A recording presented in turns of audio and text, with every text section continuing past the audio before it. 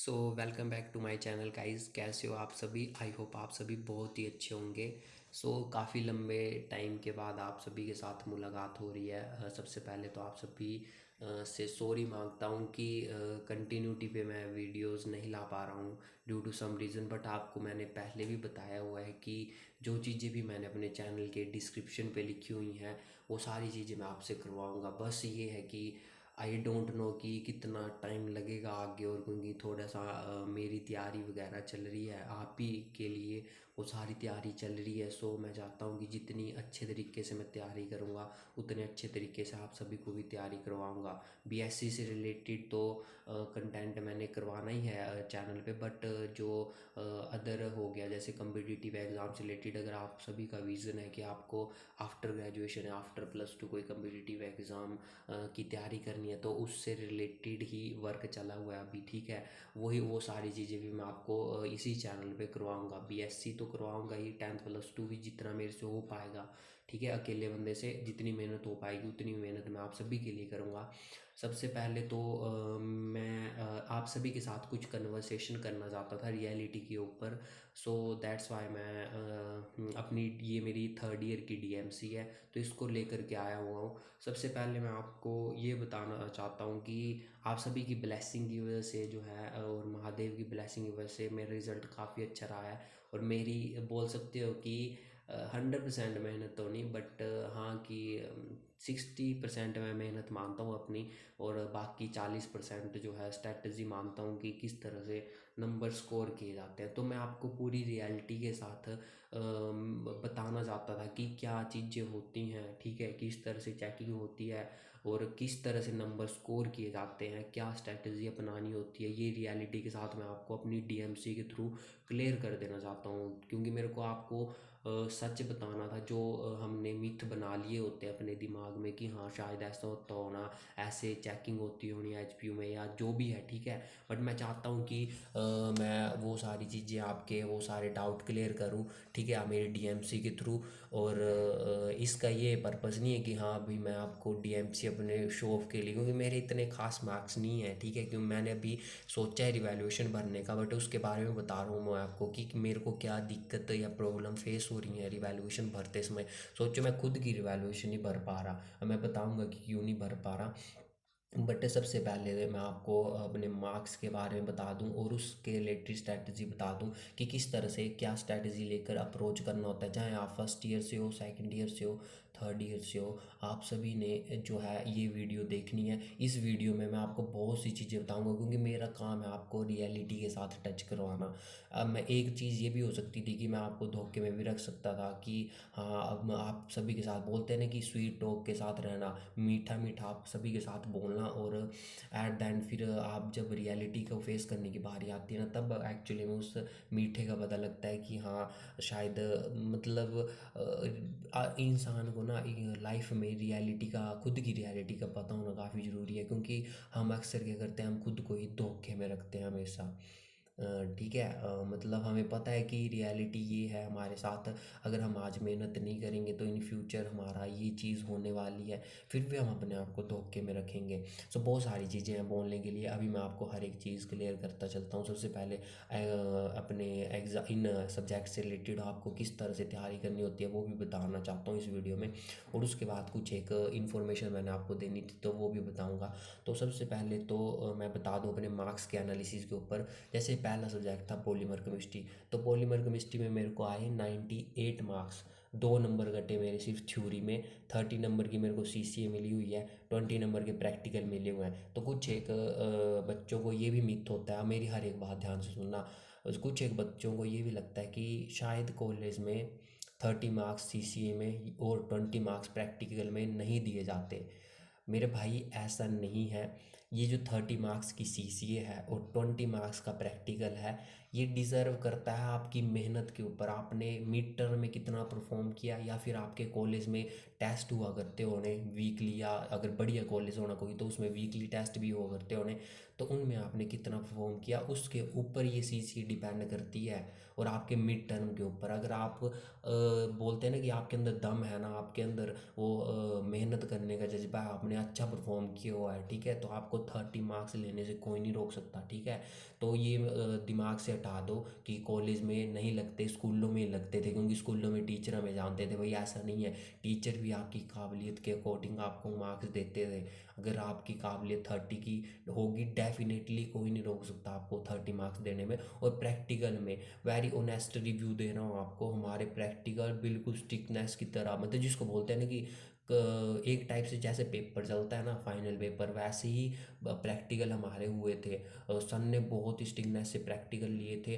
Practical भी जो करवाए थे सन ने, ठीक है, वो हर एक को, किसी को कोई पता था कि कौन सा प्रैक्टिकल हमें आना है, ठीक है, उस तरीके से सन ने प्रैक्टिकल हर एक बंदे को डिस्ट्रीब्यूट किए थे। और जैसे फाइनल पेपर होता है उसी तरह सीटिंग में बैठाए हुए थे सभी, और सभी का प्रैक्टिकल हुआ था। और साथ में वाइवा, 5 मार्क्स का सर ने इसमें वाइवा लिया हुआ है। तो मेरे ऑनेस्ट बोल रहा हूँ, 5 के 5 क्वेश्चन मेरे सही थे वाइवा में। क्योंकि ऐसा होता है कि वाइवा वगैरह जो होता है खुद को पता होता है कि हाँ भाई मैंने जो सर ने 5 क्वेश्चन दिए हैं वो मेरे सही है या नहीं है। और 15 नंबर का मैंने अच्छे से बिल्कुल पूरी की पूरा तैयार करके लिखे हुए थे, क्योंकि प्रैक्टिकल हार्डली 7-8 प्रैक्टिकल थे। तो उनमें से क्योंकि 7-8 भी बहुत होते हैं यार, जब आप उस फेज़ पे होते हो, मार्च टाइम का फेज़ होता है और आपके प्रैक्टिकल लगे हुए होते हैं। तो जिन्होंने पढ़ा होता है ना सारे साल, उनकी दिमाग में एक चीज़ चल रही होती है, और ये चीज़ चल रही होती है कि यार ये प्रैक्टिकल की वजह से ना हमारा नेक्स्ट टाइम जो है ख़राब ना हो जाए। कि हाँ प्रैक्टिकल, अब देखो वो मार्च का टाइम होता है और हम बैठे क्या हैं, हमें उस टाइम करना चाहिए अपने फाइनल सब्जेक्ट की रिवीजन, और हम बैठे हैं प्रैक्टिकल याद करने के लिए, ठीक है। बट ये 2-3 दिन की बात होती है। जिस दिन मान लो आपका प्रैक्टिकल है, उससे 1-2 दिन पहले प्रैक्टिकल का के बारे में पढ़ना शुरू कर दो, उसके जो भी वाइवा से रिलेटेड क्वेश्चन है वो करना शुरू कर दो, हो जाता है नॉर्मली, 1-2 दिन की बात होती है। बस उसके बाद फिर आपने अपने एग्ज़ाम के बारे में सोचना है, ठीक है। तो ये था, और थ्योरी में मेरे को 48 मार्क्स लगे। अब मैं आपको स्ट्रैटेजी बता दूं कि किस तरह से जो है पढ़ाई करनी होती है लाइफ के हर एक, जो भी आप एग्ज़ाम दोगे, या फिर बेसिकली आप BHPU के रिलेटेड ही बोल रहे हैं हम, चाहे BSc का हो, BA का हो, BCom का हो, कोई भी देख रहा हो वीडियो ना, तो उससे यही बोलना चाहता हूँ मैं कि देखो ना, या तो एक चीज़ है, आप वो जिसको बोलते हो ना कि लेबर की तरह काम करते रहो, 12-14 घंटे पढ़ते रहो, ठीक है। बट उसको करने का आपको नुकसान ये होगा कि फिर आप वो लेबर वाली ही, बोलते हैं ना, लेबर वाला ही टैग रखोगे। और अगर आप दिमाग से पढ़ोगे ना, दिमाग से पढ़ने का मतलब है अपनी हर एक स्ट्रैटेजी बना के कि मेरे को किस तरह से अप्रोच करना है। सबसे पहले तो जो भी एग्ज़ाम देना होता है ना, उसका सबसे पहले सिलेबस क्लियर होना चाहिए। सेकंड चीज़, आपको क्लियर होना चाहिए कि मेरे को कौन कौन से एग्ज़ाम की डिमांड क्या है, एग्ज़ाम हमसे पूछना क्या चाहता है, ठीक है। एग्ज़ाम एक्चुअल में एग्ज़ाम में क्या क्या क्वेश्चन आते हैं, किस तरह से क्वेश्चन पुट होते हैं, एग्जामिनर का माइंड सेट क्या होता है, एग्जामिनर के माइंड सेट के साथ खेलना होता है। कि प्रीवियस ईयर में एग्जामिनर ने इस तरह से क्वेश्चन डाले हैं प्रीवियस 2-3 ईयर में, और अब जो है इस तरह से क्वेश्चन डाल सकता है, उस तरह से दिमाग चलाना होता है, उस तरह से अपनी क्वेश्चनरी फ्रेम करनी होती है एट द एंड। या तो एक ऑप्शन होता है एंड में कि आप पूरा की पूरा रिवाइज करो, या तो एक ये ऑप्शन होता है कि आप बिल्कुल अपनी स्ट्रैटेजी क्लियर करके हर एक चीज़ को इस तरह से मैनेज कर लो कि आपकी कोई भी चीज़ छूटे ना। आप पूरा भी रिवाइज ना करें, और इस तरह से रिवाइज करें कि आपकी कोई भी चीज़ छूटनी नहीं चाहिए जो इम्पोर्टेंट है, ठीक है। एग्ज़ाम में कुछ नहीं बोल सकते क्या इंपॉर्टेंट है, बट ये है कि देखो, चाहे +2 का एग्ज़ाम है, सब ऑनेस्ट बोल रहा हूँ, +2 का एग्ज़ाम है, और चाहे आपका BSc का एग्ज़ाम है, होता ये है ना जनरली, जो प्रीवियस ईयर में क्वेश्चन आते हैं ना वही रिपीट करते हैं यार एग्ज़ाम में। हर साल अगले साल भी आपको वही क्वेश्चन मिलेंगे। आज तक मैंने अपनी लाइफ में BSc भी कर ली, बट ऐसा एग्ज़ाम नहीं देखा जिसमें प्रीवियस ईयर में जो है क्वेश्चन आए और वो जो है अब अगर आप एग्ज़ाम दे रहे हो तो उसमें ना रिपीट हुए हों। ऐसा कभी नहीं देखा, रिपीट डेफिनेटली करता है यार। और मेरे को वही समझ नहीं आती कि रिपीट ही करना है, तो इससे अच्छा तो प्रीवियस ईयर ही पढ़ा जाए, ठीक है। और उसी के बेसिस पे पास तो आराम से हो जाते हैं, उसी के बेसिस पे, क्योंकि यही होता है सभी को अब पता लग गया है। सभी बंदे ये बोलते हैं, जब जब भी आप कोई चीज़ की तैयारी करोगे तो कोई सब बंदा ये पहला सजेशन ये देगा कि भाई प्रीवियस ईयर सेट देख लेना उस चीज़ के, और सिलेबस को एनालाइज कर देना, ठीक है। क्योंकि सभी को पता है कि प्रीवियस ईयर पे अब ये बन चुका है फॉर्मेट की, प्रीवियस ईयर के आएंगे, क्योंकि क्वेश्चन नहीं बचे हुए हैं।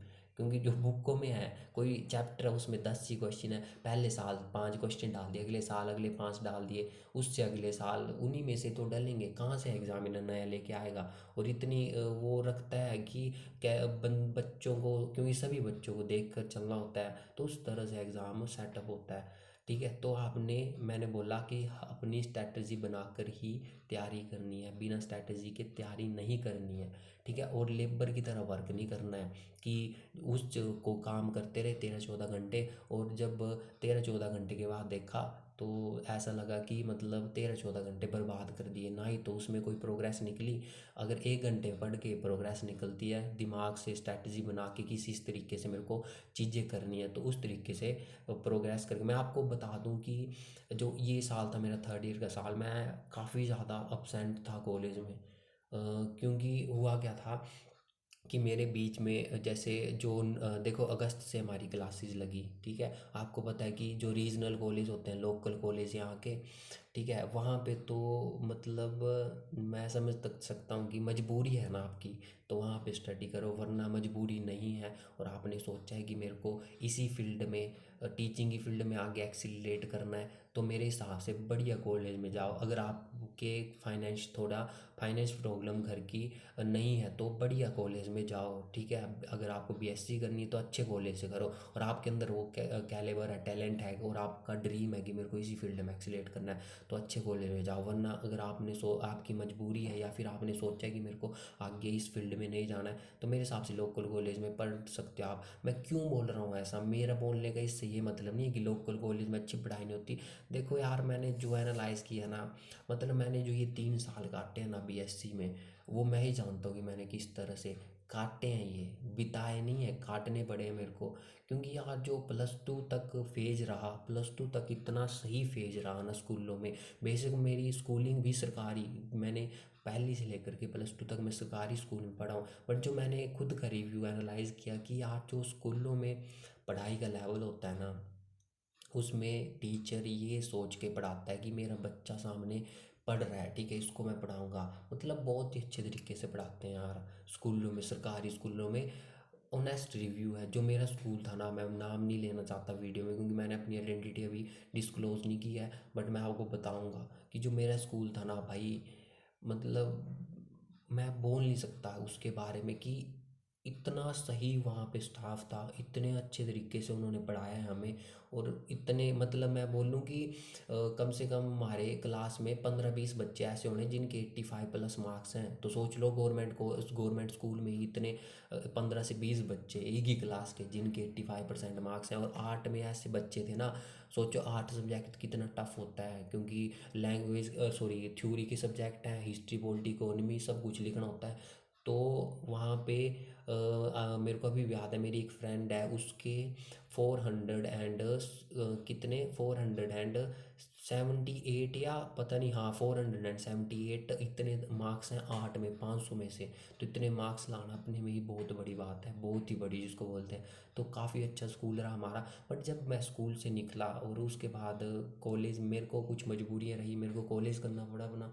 ठीक है, तो मैं पहले से ही मेरा प्लान क्लियर नहीं था, सच में बोलूँ ऑनेस्ट वे में, कि मेरे को पता नहीं था यार +2 भी होगी, मेरे को पता ही नहीं है कि मेरे को लाइफ में करना क्या है, आगे किस फील्ड में अप्रोच करना है। ठीक है, क्या चीज़ें मेरे लिए ज़रूरी है, मेरे को पता नहीं था, ना ही कहीं से गाइडेंस थी। बस ये था कि हाँ +2 की उस टाइम उसी में फोकस था कि हाँ पढ़ाई में कि अच्छे से करना है सब कुछ, और +2 भी अच्छे मार्क्स से कर ली। फिर उसके बाद ग्रेजुएशन के लिए जब मेरे को करना पड़ी ग्रेजुएशन यहीं से ही। ठीक है, अपने अब गांव में ही है, नियर 10 किलोमीटर दूर है मेरे घर से कॉलेज। ठीक है, तो वहाँ से मेरे को ग्रेजुएशन करनी पड़ी। तो मैं वही बोला कि जब मैंने कॉलेज में एंटर किया और शुरू शुरू में जैसे दिन बीतते चले गए, मेरे को समझ नहीं आया यार कि मतलब पहले लाइफ का इतना सही फेज चल रहा था, +2 तक इतनी सही तरीके से पढ़ाई चल रही थी, और उसके बाद जैसे ही कॉलेज में पहुंचे यार, मतलब कि जिसको बोलते हैं कि हिला डाला था ज़िंदगी ने, कि यार पता नहीं क्या ही कहाँ पे ही पहुँच गए हैं। बट ये था कि टाइम जैसे जैसे निकलता चला, समझ आती चली कि भाई कॉलेज में टीचर्स के ऊपर डिपेंड रहना। अगर टी आप ऐसा सोच रहे हो ना कि कॉलेज में कि टीचर करवा के देंगे, तो भाई सोचते ही रह जाना। ठीक है, जब एग्ज़ाम आएगा ना उस दिन फील करना फिर भाई कॉलेज में खुद ही पढ़ना पड़ता है, ठीक है। जहाँ तक जो जिस कॉलेज में पढ़ा हूँ भाई वो वहाँ से ही रिव्यू दे रहा हूँ। थोड़ा बहुत टीचर्स का कंट्रीब्यूट कर देंगे आपको करने में, लग गई क्लासें आपकी। भाई क्लासें नहीं लगती कॉलेज में, सबसे बड़ी बात तो ये है। मैंने हार्डली महीना भर भी क्लास से नहीं देखी जी कि अगर मैं कॉलेज गया हूँ ना, तो कभी भी मैंने एक दिन लाइफ में ऐसा नहीं देखा कि उस दिन तीनों सब्जेक्ट की मेरी क्लासेस लगी हों। भाई किसी दिन एक की लगती थी, किसी दिन लग गई, बड़े कम चांस हो गए तो दो की लग गई, और मैक्सिमम डेज ऐसे गए कि उस दिन एक सब्जेक्ट के सिवाय या फिर किसी भी सब्जेक्ट की क्लास नहीं लगती है। अब ये रियलिटी है भाई, और मैं सच का साथ बिल्कुल मतलब मेरे को चाहे कुछ भी करना पड़े ना, बट मैं सच का साथ नहीं छोड़ता हूँ। ये रियलिटी है जो मेरे हिसाब से जो लोकल कॉलेज है ना जहाँ पे मैंने पढ़ा है भाई, मैं वहीं की बात कर रहा हूँ, मैं किसी और कॉलेज की बात नहीं कर रहा। बट जो मैंने फील किया हुआ ना, ये रियलिटी है भाई, कि पूछने वाला कोई नहीं है, ठीक है। पूछेगा टीचर से, कोई पूछेगा नहीं वहाँ पे कि हाँ क्लास ले रहा है या क्यों नहीं ली क्लास, या बच्चों से कोई पूछने वाला नहीं। और बच्चे सबसे कड़वा सच ये है ना कि आप सभी खुश हैं भाई ऐसी लाइफ से, जहाँ पे आप जा रहे हैं, आपके घर वाले आपको किस पर्पज़ से भेज रहे हैं, वहाँ पे पढ़ाई के पर्पज़ से भेज रहे हैं ना, ठीक है। बट आप सभी जा रहे हैं वहाँ पे मौज मस्ती के पर्पज़ से, क्योंकि आपको पता है कि टीचर पूछने वाला है नहीं, और हमें कोई रोक टोक होगी नहीं, हम आराम से कॉलेज जाएंगे और घूमे फिरेंगे वहाँ पे और वापस आ जाएंगे, ठीक है। क्योंकि मतलब सभी बंदों ने ये बना लिया होता है कि अब हम बड़े हो गए हैं यार। बड़े होना मतलब एज में बड़े होना नहीं है, मैच्योरिटी है। आपके अंदर इतनी सेंसिबिलिटी तो होनी चाहिए कि आपकी क्लासेज नहीं लग रही और आपके घर वालों ने आपको पढ़ाई के लिए भेजा हुआ है, और आप सोच लो कि ऐसा ही आपका फ्यूचर कट गया आपकी लाइफ के। जब मैंने सोचा ना कि मैंने 3 लाख मेरा भी फाइनल ईयर हुआ, और 3 साल में मैंने देखा कि मैंने क्या किया, अपने आप से सवाल निकला कि मैंने इन 3 सालों में क्या किया। तो मेरे दिमाग में एक ही आइडिया, जो रिज़ल्ट है वो आया कि नथिंग, कुछ नहीं किया भाई 3 सालों में, कुछ भी नहीं किया। करने को बहुत कुछ कर सकता था, ठीक है, बट मैंने कुछ नहीं किया। बट मैं आपको एक चीज़ बता दूं कि भाई कॉलेज में आपकी, अगर आप कहीं पे भी पढ़ रहे हैं, किसी भी कॉलेज में पढ़ रहे हैं, ठीक है, वहाँ पे टीचर्स को बोलिए कि वो क्लास नहीं ले रहा, कि सर क्लास लीजिए हमारी, और नहीं सुन रहा आपकी तो आप कंप्लेंट कीजिए हायर अथॉरिटी से, ठीक है। बट अपनी क्लासेस पूरी की पूरी अटेंड कीजिए, ठीक है, क्योंकि मैक्सिमम ये है ना मेरे भाई कि जितने भी फेल हुए ना, मैं आपको बताऊंगा कि कितने फेल हुए, क्या सब कुछ चला। तो फेल हो जाता है ना जब इंसान, तब उसको अपनी गलती का एहसास होता है। तो गलती का एहसास पहले क्यों ना कर लिया जाए। आपको पता है यार कि आप क्लासेस, क्योंकि थर्ड ईयर में या तो ये है कि आप फिर खुद से पढ़िए सेपरेट, अगर आपको नहीं करनी है कंप्लेंट, बस ऐसे ही चलते रहना है, ठीक है। जैसे नहीं लग रही क्लासेस, मौज में हो, ठीक है, तो फिर आपके ऊपर है, आप अपना सेपरेट पढ़ सकते हो, पढ़ो। बट मेरे हिसाब से ना यार कि टीचर्स को भी थोड़ी सेंसिबिलिटी होनी चाहिए, ठीक है, कि आपको इतनी ज़्यादा पे स्केल गवर्नमेंट पे कर रही है, फिर ऊपर से गवर्नमेंट को ही चैलेंज करते हैं कि हमें पेंशन नहीं लगी है। यार आप खुद ही सोचो, आप उतनी पेंशन तक पढ़ा भी रहे हो, कॉलेज वाले टीचर्स को बोल रहा हूँ मैं, कि उतने तक आप किसी को पढ़ा भी रहे हो, अगर अगर आपका जवाब, अगर आपके अंदर थोड़ी सी भी ये होगी ना सेटिस्फेक्शन, मैं नहीं बोलता कि सभी टीचर ऐसे होंगे, ठीक है, बट जितना भी मैंने देखा है ना, मतलब सभी कॉलेजेस को मिला के रिव्यू लेके, तो अगर आप कोई टीचर मेरी वीडियो देख रहा है तो खुद से जवाब करना लाइफ में कि आपने पढ़ाया भी है उतने तक लेवल का, आपको सेटिस्फेक्शन मिली है। अगर आपका जवाब यस है ना, तो मैं नहीं बोल सकता आपको कुछ भी, फिर आप अपने बात में सही है। अगर अंदर से नो आ जाएगा ना तो रिप्लाई, तब बोलना, ठीक है। तो आप सभी से रिक्वेस्ट है सर कि मतलब अगर कोई क्लास, अगर आपको टीचर्स, आपको प्रोफेसर के रूप पे नियुक्त किया गया, तो आपका पहला पर्पस ये है कि आप अपनी क्लासेस रेगुलरली लो, बच्चों की क्लासेस रेगुलरली लो, इनको मिस मत करो। क्योंकि मैंने देखा है कि बोलने वाला कोई नहीं है और पूरे मज़े लगे होते हैं भाई कॉलेज में, सच बोलूँ तो। बट अब मैंने बहुत कुछ बोल दिया, ये रियलिटी है जो मैंने बोल ली है। किसी को कड़वी लगेगी उसके तक है, बट मेरे लिए सच्चाई है तो मैंने बोल दी, मेरे को फ़र्क नहीं पड़ता। क्योंकि मैं हमेशा सच्चाई जो होगी, रियलिटी होगी, आपको रियलिटी के साथ ही डील करवाऊंगा। मिस गाइड मेरा करना आपको किसी प्रकार से कोई पर्पस नहीं है, तभी बोल रहा हूँ कि अगर आप कॉलेज में किसी भी ईयर में है, शुरू से ही पढ़ाई शुरू कर देना मेरे दोस्त। वरना आप सोचोगे कि एंड में हमारा हो जाएगा या फिर टीचर हमारा भला करेंगे, कोई नहीं करेगा भला। आप ये सोचेंगे कि मेरी टीचर के साथ बनती है, वो मेरे को पास कर देगा। ऐसे कोई भी टीचर नहीं करता पास। ठीक है, पास हो गए आप तो अपने दम पे होंगे, अपनी मेहनत पे होंगे। तो मैं आपको मार्क्स बता रहा था अपने, मेरी पॉलीमर केमिस्ट्री में, आप सॉरी इस पे लग गया पता, पॉलीमर केमिस्ट्री में मीटर में भी मेरे इतने मार्क्स थे, 30 आउट ऑफ 30 थे। ठीक है, तो प्रैक्टिकल में भी मैंने पूरा की पूरा परफॉर्म किया था। और जो ये थ्योरी है इसमें भी मैंने बिल्कुल, मैं मतलब ऑनेस्ट रिव्यू दूँ, मैं अपना पूरा पेपर करके आता था। पूरा पेपर मतलब कि मैं अपने से कसर नहीं छोड़ता था कि हाँ कोई सवाल छूटे, मैं बिल्कुल अच्छे से टेम्पटेशन करके आता था। फिर भी जैसे यहाँ पे 2 नंबर का न्यूमेरिकल आ गया तो वो गलती से मेरा गलत हो गया। ठीक है, तो वही होते हैं लूप होल्स। बट ये बोल दूँ आपको कि एक प्लान बना लो, स्ट्रैटेजी के अकॉर्डिंग अपनी तैयारी शुरू करना। ठीक है, एक स्ट्रैटेजी बना दो कि ये डिमांड है सब्जेक्ट की, मेरे को इस तरीके से करना है, ये टॉपिक का एक सेक्शन बन जाता है तो उस तरीके से मेरे को स्टडी करनी है। ठीक है, केमिकल टेक्नोलॉजी देखो, ये 2 स्किल के पेपर चले, एक केमिकल टेक्नोलॉजी, एक पेस्टिसाइड केमिस्ट्री है। इन पे आप मार्क्स दे सकते हो। मैं सच बोलूँ ना यार, मैंने पूरे की पूरे 70 आउट ऑफ 70 मार्क्स के ये दोनों पेपर किए हैं। अब मैं खुद अभी सदमे में हूँ कि मेरे नंबर इनमें कहाँ कटे यार। मैं अभी भी, क्योंकि देखो नंबर कटते भी ना, मैं मान लेता 2 नंबर कटते, 3 कटते, 4 कटते, क्योंकि थ्योरी का पेपर है काफ़ी लंबा। बट यार इसका ये मतलब नहीं है कि एक में 18 कटे हैं, एक में 12 कटे हैं। मेरे को अभी समझ नहीं आ रहा कि मतलब कैसे कट गए नंबर, मैंने क्या गलत कर दिया भाई। एक एक नंबर के भी पूरे सही किए थे, मैंने बहुत मेहनत की थी इन दोनों सब्जेक्ट्स के लिए। ठीक है, बिल्कुल स्ट्रैटेजी बना के, क्योंकि सोचो इस पेस्टिसाइड केमिस्ट्री के लिए 11 दिन की छुट्टियां थी। और 11 दिन में भी अगर कोई पढ़ा नहीं होगा ना, अगर कोई बंदा शुरू से पढ़ा होगा 11 दिन में, वो भी इतने कर सकता था। मैंने तो थोड़ा बहुत पहले भी किया हुआ था। बट मेरे को अभी भी क्लियर नहीं है कि ये क्यों है। और सेकंड चीज़ मैं आपको बता दूँ, देखो मैंने सोचा कि इन दोनों पेपर में मैं रिवैल्यूएशन भर देता हूँ। ठीक है, और मैंने रिवैल्यूएशन भरने के लिए वही अपनी आईडी पे गया। ठीक है, वहाँ पे मैंने रिवैल्यूएशन के लिए वहाँ पे आता है ना ऑप्शन, अप्लाई फॉर एग्ज़ाम का, मैंने उस ऑप्शन को भी सिलेक्ट किया। और जब मैं रिवैल्यूएशन लगा ना भरने, तो वहाँ पे यार मेरा डिग्री का ऑप्शन ही सिलेक्ट नहीं हुआ। मतलब कि वहाँ पे ऑप्शन आता है रिवैल्यूएशन भरने के लिए कि सिलेक्ट डिग्री टाइप, मतलब कि कौन से ईयर के लिए आप रिवैल्यूएशन भर रहे हो, तो 3rd ईयर है मेरा। तो भाई वो ऑप्शन नहीं आ रहा। और मैंने अपने जितने भी मेरे मतलब बैचमेट हैं उनसे कंफर्म किया, सभी की आईडी में ऑप्शन आ रहा है, सभी की आईडी में।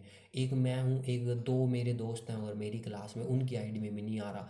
और फिर उस मेरे दोस्त ने भी रिवैल्यूएशन बननी थी, क्योंकि वो भी अनसेटिस्फाइड था अपने मार्क्स से।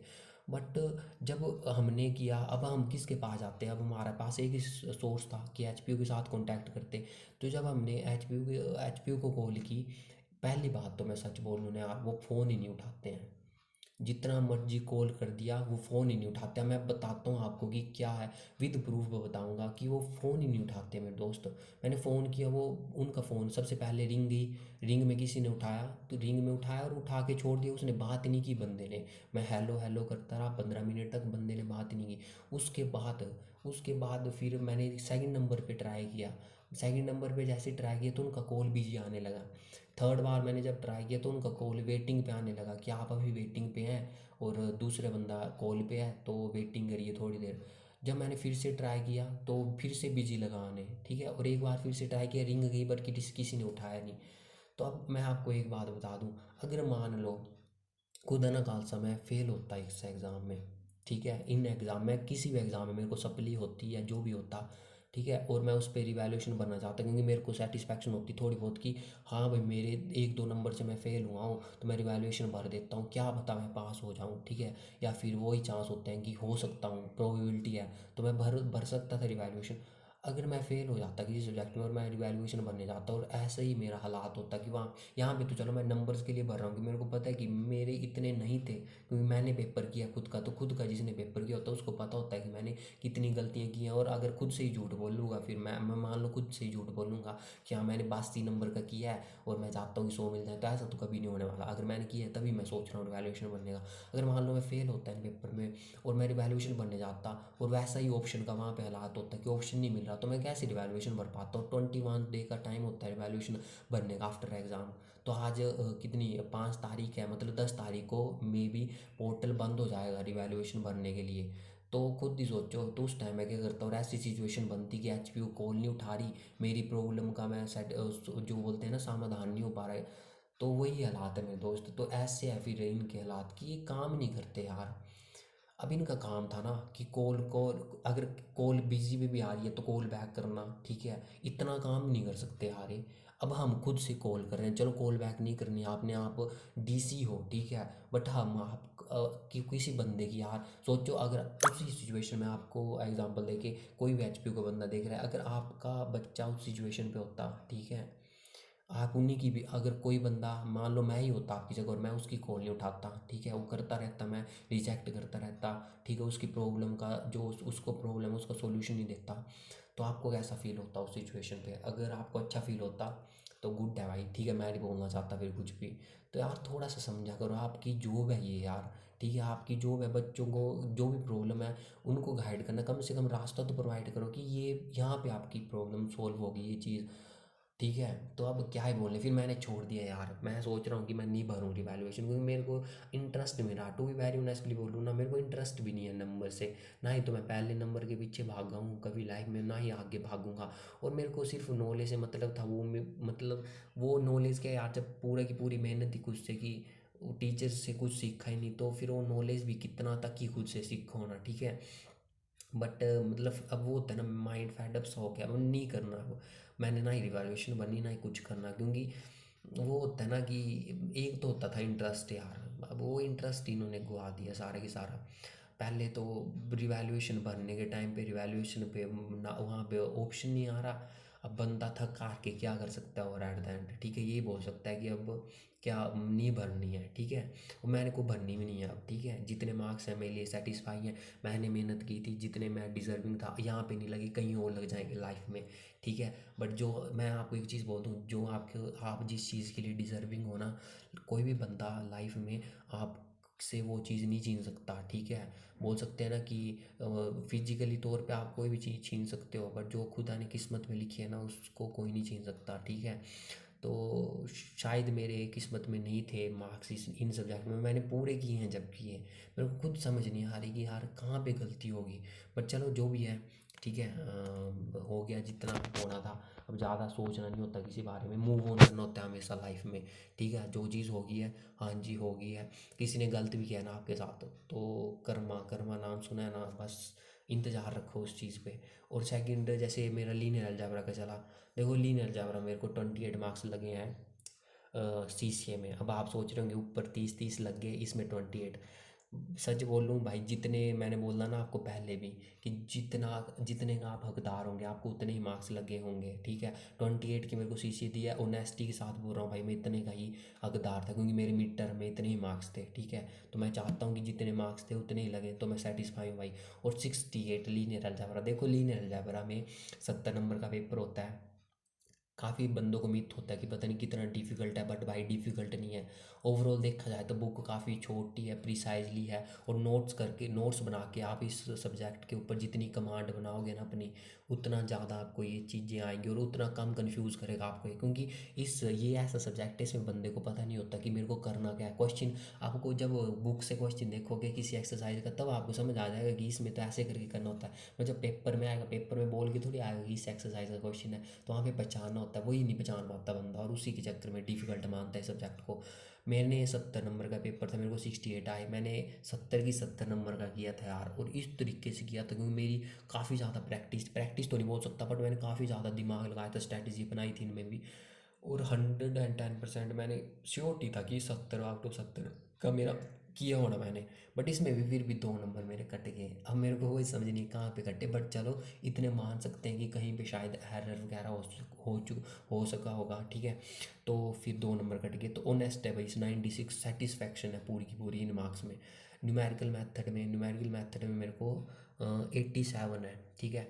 इसमें मैं पूरा की पूरा सेटिस्फाई हूँ। अब मैं बोलता हूँ क्यों सेटिस्फाई हूँ, देखो 28 मैं डिज़र्विंग था, सीसीए मेरे को 28 लगी है क्योंकि मैंने इतना ही मिड टर्म में परफॉर्म किया हुआ है मैथ्स के पेपर में। अब मार्क्स का देखा जाए दूसरी तरफ 59 का, अब मैं इसका रीज़न बताता हूँ मेरे को क्यों है। सबसे पहले आपको एक चीज़ बता दूँ, जो ये न्यूमेरिकल मेथड सब्जेक्ट है ना आपका, देखो न्यूमेरिकल मेथड आपके कैलकुलेटर के ऊपर आपकी कमांड होनी चाहिए पूरी की पूरी कैलकुलेशन के ऊपर। तो जब भी सब्जेक्ट को आप शुरू करेंगे ठीक है पढ़ना, तो कैलकुलेटर ख़रीद लेना और उसके ऊपर अपनी कमांड उसको चलाना सीख लेना कि कैसे चलाया जाता है। सेकंड चीज़, ये न्यूमेरिकल मेथड में बहुत ही कम टॉपिक हैं, जिसको बुक बेशक बड़ी है बट बहुत ही कम टॉपिक हैं। मतलब अगर मैंने जहाँ तक मैंने किए थे, मैंने 24-25 टॉपिक करके गया था एग्ज़ाम में। 24-25 ज़्यादा नहीं, मे भी कम भी हो सकते हैं बट अप्रोक्स मेरे को याद नहीं, बट इतने तो बहुत ही कम टॉपिक हैं। और वो टॉपिक सिर्फ आपने मतलब वो एक टाइप से कोड होता है, वो प्रोसीजर आपने याद रखना होता है कि अगर इस मेथड पे बेस्ड क्वेश्चन आए तो इस तरीके से करना है। अब मैं आपको बता दूं कि मेरे 11 नंबर ये कैसे घटे। सबसे पहली बात, सर ने हमें एक एक्सरसाइज नहीं करवाई थी भाई, जो सच है मैं सच ही बोल रहा हूँ ठीक है। सर ने हमें एक एक्सरसाइज नहीं करवाई थी जिसका नाम था न्यूमेरिकल डिफरेंशिएशन। और वो इसलिए सर ने नहीं करवाई थी क्योंकि पीछे के आप 2-3-4 सालों के पेपर देखोगे तो, और इस साल का पेपर देखोगे जो अभी हुआ 2022 वाले बंदों के लिए ठीक है, तो आपको दिन रात का फ़र्क दिखेगा। जो इस बार भाई न्यूमेरिकल मेथड का पेपर आया था काफ़ी सही, और बिल्कुल ही जो पैटर्न था ना वो सारा की सारा ही चेंज कर दिया उन्होंने यार। मतलब कि मतलब अलग ही था बिल्कुल। अगर किसी बंदे ने प्रीवियस ईयर देखा होगा और उसके बेसिस पे तैयारी की होगी तो वो इतने मार्क्स जितने मेरे को मिले हैं ना, इतने मार्क्स डिज़र्व करता होगा। क्योंकि देखो उसमें न्यूमेरिकल डिफरेंशिएशन आज तक नहीं पूछे एग्ज़ाम में, और इस एग्ज़ाम में न्यूमेरिकल डिफरेंशिएशन का एक पूरा की पूरा सेक्शन का एक क्वेश्चन बन गया, और दूसरा क्वेश्चन में एक पार्ट बन गया 6.5 नंबर का, मतलब 7-7.5 नंबर का समझ लो। तो मेरे 7.5 नंबर वहाँ पे चले गए क्योंकि सर ने हमें करवाया नहीं था, और मेरे दिमाग के बाहर था कि अब ये क्वेश्चन आ गया तो इसको करना क्या है। मेरे को पता था कि जो मैथड मैंने पढ़े उनमें से ये क्वेश्चन नहीं है, और मेरे को ये क्लियरेंस नहीं थी कि बाकी किसका हो सकता है। फिर मेरे को याद आया कि एक न्यूमेरिकल डिफरेंशिएशन चैप्टर भी था, उसका ये क्वेश्चन आया हुआ है। तो मेरे 7.5 नंबर वहाँ पे कट गए। आई थिंक 2-4 नंबर का न्यूमेरिकल डिफरेंशिएशन से ही 2-2 नंबर के क्वेश्चन आए थे, तो वो भी मेरे गलत हो गए। तो उसके चक्कर में मेरे 11 नंबर कट गए, और मेरे को आए कितने, वो बाकी मेरा पूरा के पूरा सही था 69, क्योंकि मैंने हर एक चीज़ बिल्कुल प्रॉपर चैनल में समझी थी, और उसी वे में मैंने फॉलो करते हुए वो आगे प्रोसीड की थी। उतनी ही जितनी मेहनत वो चीज़ मांग रही थी उतनी दे के आगे प्रोसीड की थी, तो मैं सेटिस्फाई हूँ इन मार्क्स से। अब सर ने नहीं करवाया, वो सब सर का है लुक आफ्टर, ठीक मैंने बोलना नहीं कि जितना आप टीचर्स, मैं वो टीचर्स जो बेस्ट टीचर होता है ना वो पता क्या बोलता है, वो ये उनकी स्टेटमेंट ही होती है कि आप मेरे से जितना मेहनत, आप जितनी मेहनत करोगे ना मैं उतनी मेहनत करूँगा। मतलब कि आप मेरे से जितनी मेहनत करवाना चाहोगे ना मैं उतनी मेहनत करूँगा। तो वही है भाई, आपके ऊपर डिपेंड है। तभी आपको मैं फोकस होके बोल रहा हूँ कि भाई अगर क्लासेस नहीं लगती हैं तो बोलो टीचर को कि क्लासेस लो हमारी, क्यों नहीं लग रही हैं, क्या रीज़न है क्लासेस नहीं लगने का। उनका पहला काम है आपको पढ़ाना, क्योंकि वो एज ए प्रोफेसर अपॉइंट हुए हैं पढ़ाने के लिए, कॉलेज के काम करने के लिए नहीं हुए। और कॉलेज में इतने काम भी नहीं होते सच बोलूँ तो, ठीक है कि वो अब वो उनकी है लुक आफ्टरिंग, अपना तो हो गया कॉलेज, मैंने सारा कुछ देख लिया है सिस्टम। तभी मैं आपको बोल रहा हूँ इस चीज़ के ऊपर। और मैं गवर्नमेंट से भी ये अपील करना चाहता हूँ कि वीडियो तो मेरी कहाँ ही जाएगी ठीक है, बट जितने बंदे भी देखें ठीक है, मैं यही बोलना चाहता हूँ कि यार थोड़ा सा कंट्रोल रखा जाए एजुकेशन सिस्टम पे, क्योंकि एजुकेशन सिस्टम ही है जो यूथ को भी चेंज करेगा ठीक है। यूथ में पॉजिटिविटी मोटिवेशन लाएगा और देश की डेवलपमेंट करेगा। ऑनेस्टली के साथ बोल दूँ, किसी भी देश को गिराना है तो उसके एजुकेशन सिस्टम को गिरा दो, ऑटोमेटिकली देश कोलैप्स कर जाएगा ठीक है। तो गवर्नमेंट को भी बोलना चाहता हूँ कि यार थोड़ी इंस्पेक्शन वगैरह करें ठीक है, एजुकेशन जो डिपार्टमेंट है उनमें, कि ये एक्चुअली में काम प्रॉपरली हो रहा है या नहीं हो रहा ठीक है, कि ऐसे ही धक्के से ही काम चला हुआ है, और किस तरह से क्या चीज़ें कंडक्ट हो रही हैं वो सारी चीज़ें आपके ऊपर डिपेंड है। तो मेरे को तो रियलिटी बोलनी है भाई ठीक है। तो जो जो मैंने फील किया वो मैं वही बोल रहा हूँ। अब आ जाते हैं हम अपने लास्ट के 2 मार्क्स पे, फिर उसके ऊपर मैं आपको उसके बाद में स्ट्रैटेजी बोल लूँगा आपको कि क्या क्या स्ट्रैटेजी बनानी है, और उसके बाद मैं कुछ एक अनाउंसमेंट बोलना चाहता हूँ, फिर उसके बाद वीडियो एंड कर देंगे। आई होप कि लंबी वीडियो होगी, ये डेफिनेटली होगी, बट मैं थोड़ी चीज़ें क्लियर करना चाहता, रियलिटी बोलना चाहता था तो दैट्स वाई ठीक है। अब नेक्स्ट है मेरे फिजिक्स के। फिजिक्स में देखो मेरे को डिजर्विंग लगे हुए हैं, क्योंकि मेरे फिजिक्स में मिड टर्म में 30 आउट ऑफ 30 थे दोनों सब्जेक्ट्स में ठीक है। और एक बात बोलूँ, देखो अपने लोकल कॉलेज की क्या ही है कि ये तो ना ही टेस्ट लेते हैं ठीक है, ना ही इन्होंने कोई टेस्ट लिए हमारे, सिर्फ मिड टर्म के बेसिस पे जज किया। अब मान लो किसी मिड टर्म होते हैं दिसंबर में और फाइनल होते हैं अप्रैल में। अब मान लो कोई बच्चा दिसंबर में अच्छा परफॉर्म नहीं कर पाया क्योंकि उसका पीछे कहीं वो कुछ और चीज़ कर रहा था, तो उसका मिड टर्म अच्छे से नहीं गया, तो उसका तो यही लास्ट चांस था, उसने खो दिया। भाई मेरे हिसाब से ये जो सीसी है ना, वो ओवरऑल परफॉर्मेंस के बेस पे दी जानी चाहिए। मतलब कि आपको टेस्ट कंडक्ट करने चाहिए, यूनिट वाइज टेस्ट कंडक्ट कर लो, बट इतना कहाँ यार कॉलेज में। कॉलेज में यही बड़ी बात है कि आप पढ़ा दो, बस सिलेबस ख़त्म करा दो और अच्छे से विद नोट्स करवा दो, क्योंकि यही सेटिस्फाइबल है अगर आप करोगे तो। बट वही है कि आप ये मैं यूनिट टेस्ट की बात कर रहा हूँ, सिंपल से सिलेबस ही ख़त्म हो जाए वही बड़ी बात है, ठीक है।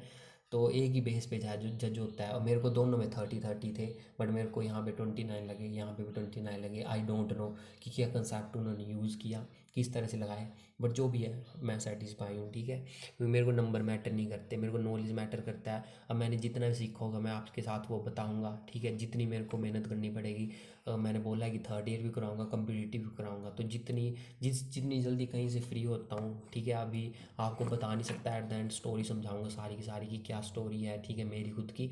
बट जो भी है, ठीक है, जितनी जल्दी हो सकूँगा उतनी जल्दी आपके बीच में आऊँगा, ठीक है। और सेकंड में भी मैं सेटिस्फाई हूँ, ठीक है। मेरे को 69 नंबर लगे हुए हैं 70 में से, क्योंकि एक नंबर का आई थिंक मेरा कोई क्वेश्चन तो नहीं, कहीं पे कुछ एक गलत हो सकता होगा, और एक नंबर यहाँ पे कटा हुआ है, ठीक है। और 98 लगे हुए हैं क्योंकि मैंने अच्छे से किए थे फिजिक्स के दोनों सब्जेक्ट, ठीक है। तो मेरे ओवरऑल मार्क्स बने 744। सिर्फ मैं इन सब्जेक्ट में दो ही अपने स्किल के जो सब्जेक्ट हैं दोनों, उनसे अनसेटिस्फाई हूँ, ठीक है। क्योंकि मेरे को पता था कि मैंने 100 मार्क्स के पेपर अटैम्प्ट किए हुए हैं, और वो 100 मार्क्स के इस तरह से किए होते कि इतने अच्छे वे में किए हुए थे ना यार अटैम्प्ट, कि मतलब मैं बोल नहीं सकता था कि कहीं पे कोई बंदा मेरा नंबर काटे, वो भी शर्माता काटते वक्त, और कि बंदे ने मेरे 18 और 12 नंबर काट लिए हैं जिस भी एग्जामिनेटर ने चेक किया, और मेरे को पता नहीं उसने क्या डिसीजन या क्या मैंने गलतियाँ की होंगी। मैं उससे बिल्कुल ही यही हूँ, अब मेरे को गलतियाँ भी पता नहीं लगेंगी अपनी। अब मेरे पास कोई सोर्स नहीं है ना उन गलतियों का पता लगाने के लिए, बस एक यही है कि रिवैल्यूएशन भरूँ, और रिवैल्यूएशन भर नहीं सकता तो बिल्कुल ही फंस जाते हैं यार। कभी कभार ना किस्मत इस तरह से फंसा देती है लाइफ में कि बाहर निकलेगा। बट ये है कि छोड़ो सारी चीज़ें, सेटिस्फाई हो अपने नंबर से। हाँ भाई मैं सेटिस्फाई हूँ, ठीक है, क्योंकि मैंने अपनी मेहनत से कमाए हुए हैं, ठीक है। तो बस यही था। अब सेकंड चीज़ मैं आपको बोलना चाहता हूँ कि सेकंड में बोल रहा था 36 मिनट की वीडियो होगी। आपके नेक्स्ट में आज जो अनाउंसमेंट बोलना चाहता था, बहुत दिनों से विचार बन रहा थी मैं आपके साथ बात करूं, ठीक है। तो मेरे को वीडियो लानी थी, तो दैट्स वाई मैंने ये वीडियो सोचा लाने को, ताकि आपको थोड़ी बहुत रियलिटी के साथ डील करवा दूं। और सेकंड चीज़, कम्पिटिटिव एग्ज़ाम से रिलेटेड देखो, इन फ्यूचर डेफिनेटली मैंने आपको बोला है कि मैं कम्पिटिटिव एग्ज़ाम से रिलेटेड वीडियोस डाल दूंगा।